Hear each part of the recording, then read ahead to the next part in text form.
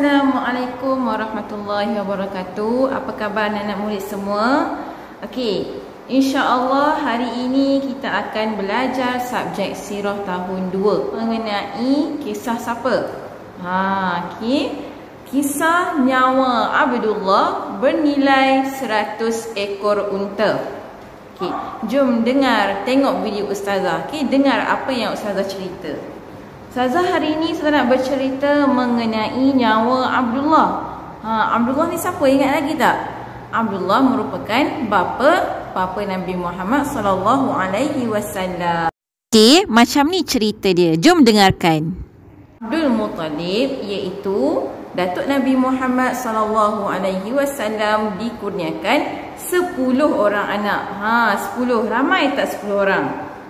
10 orang anak, iaitu termasuk ayah Nabi Muhammad lah. Ayah Nabi Muhammad nama Abdullah. Okey.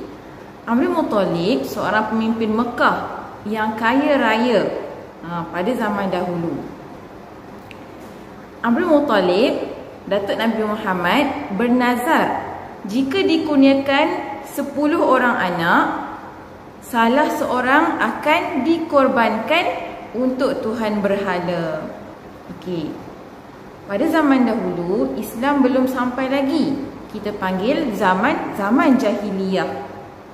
Maksudnya dia tak tahu bahawa Allah memberi kelebihan iaitu rezeki 10 orang anak, ramai kan?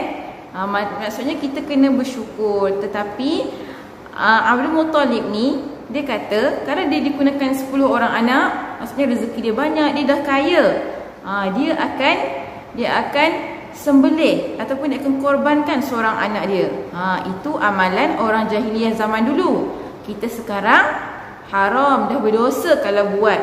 Sebab Islam dah sampai kepada kita. Apabila anak Abdul Muttalib 10 orang ni semua besar, Abdul Muttalib pun ceritalah dekat anak-anak dia, wahai anak-anakku, salah seorang daripada kamu akan dikorbankan kerana aku telah bernazar jika aku dikurniakan kekayaan dan ramai anak, aku akan korbankan salah seorang. Kemudian Abdul Muttalib pun membuat undian terhadap ke-10 orang anaknya. Anak-anak pelajar nak tahu tak siapakah 10 orang anak yang terpilih? Iaitu ayah Nabi Muhammad, Abdullah. Apabila seluruh penduduk Mekah dan ahli keluarga Datuk Nabi Muhammad tahu, semua orang membantah. Okey, maksudnya semua orang tak bagilah Abdul Muttalib ni korbankan Abdullah, kerana Abdullah ni seorang yang berakhlak mulia, baik hati, suka tolong orang. Maksudnya semua orang sayang Abdullah. Okey, kemudian bila Abdul Muttalib tak tahu nak buat macam mana, Abdul Muttalib pun merujuk kepada tukang tilik. Tukang tilik boleh meramal nasib seseorang dan ia dilarang di dalam Islam. Tahu tak tukang tilik tu kata apa? Tukang tilik tu kata, okey, kita buat undian sekali lagi menggunakan anak panah untuk menentukan nyawa Abdullah. Jika satu anak panah terpilih yang ditulis nama Abdullah, maka perlu mencabut lagi sehingga anak panah tersebut kena dekat nama unta. Dia tulis nama dekat anak panah tu, nama Abdullah dengan unta. Okey, banyaklah anak panah ni tulis nama. Okey, kemudian apabila dipilih nama Abdullah, tak bolehlah, maksudnya bila satu nama Abdullah akan dikenakan 10 ekor unta. Lepas tu pilih lagi sampailah 10 nama Abdullah dipilih. Okey, selepas 10 kali dipilih, barulah jumpa dapat anak panah unta. Okey, maksudnya sampai situ sajalah. Undian itu terpaksa berhenti.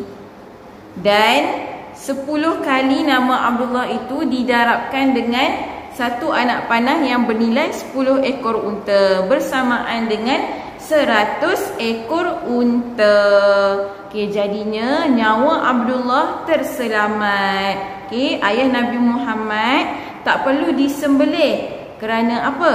Kerana sudah dapat jawapan bahawa nyawa ayah Nabi Muhammad ni diganti dengan 100 ekor unta. Okey. Apa pengajaran yang kita dapat pada hari ini? Saya nak tanya kamu. Apa pengajaran dia?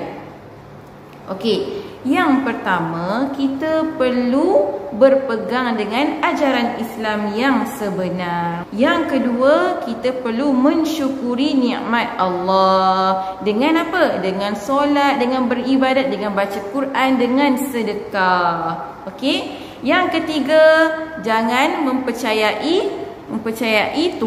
tukang tilik. Okey? Baiklah, itu sahaja untuk hari ini. Jika ada yang tidak faham, boleh terus tanya ustazah. Okey, Assalamualaikum. Bye.